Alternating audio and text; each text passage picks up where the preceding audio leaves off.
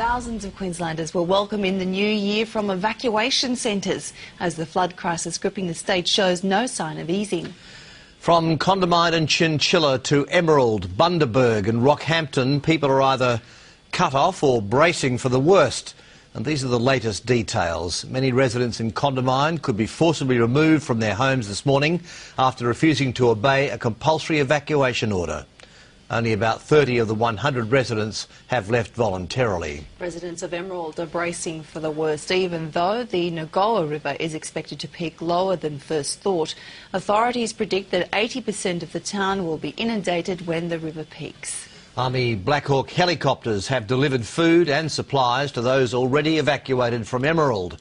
Meanwhile, Bundaberg has been split in two, with the Burnett River peaking at 7.9 metres yesterday. Rockhampton is the next major concern, with as many as 4,000 homes likely to be affected as the Fitzroy River rises. And we begin our coverage in Emerald.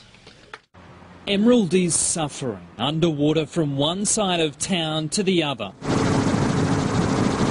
From the air, the enormity of this disaster is plain to see. Estates under, brand new homes almost entirely submerged. The last bridge into town is cut. The only way in now is by air. New projections we've done, we're looking at 80% of the town possibly having water through it. The Nagoa River, fuelled by the enormous power of a Fairburn dam bursting at the seams, rose far quicker than anyone thought possible, and houses went under. You're preparing for it to come into your house?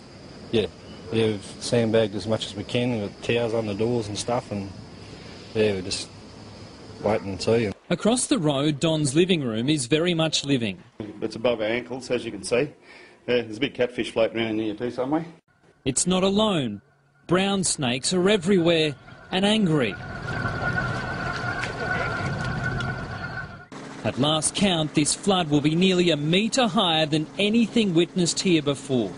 We're seeing some of the worst floods ever. You put all of that together and this is one of Queensland's toughest hours. This is the reality of life in Emerald at the moment. 2 or 3 feet of stinky, murky brown water covers everything, and it's flowing and rising.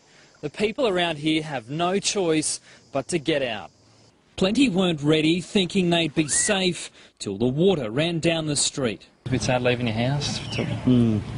Yep. Especially with the baby injury. But, you know, we're lucky we've got a good community, so... Others are evacuating low-lying areas any way they can. This couple needed the SES. But you needed a bit of help to get out, did you? Helicopter or boat, yeah. Hundreds of people in Rockhampton are getting out of town as the Fitzroy River continues to rise. Water levels there are predicted to hit 9 metres and remain that way for several days, meaning the city could be isolated for more than a week. They know the floodwaters are coming, it's just a matter of time. But they've hit the outskirts of town, and hundreds weren't playing the waiting game, packing up and escaping town any way they could. The news is not good news for our community. Up to 1,000 homes could be inundated. When it gets much higher, we've got to evacuate them people to our boats. The Fitzroy River could reach 9 metres by Sunday. By Tuesday, 9.4 metres. 91 was the real good one, so it'll be real good if it beats that. The first of many evacuations have begun. The Central Queensland University will be their temporary home. The Army is also on standby to lend a hand.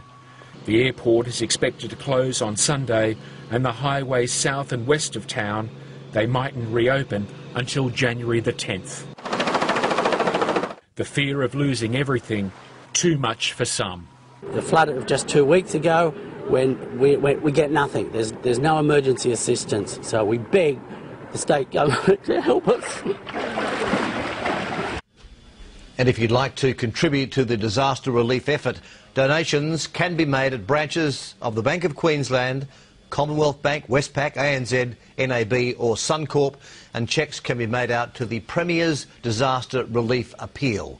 Donations can also be made on the state government website www.queensland.gov.au//flow ODS.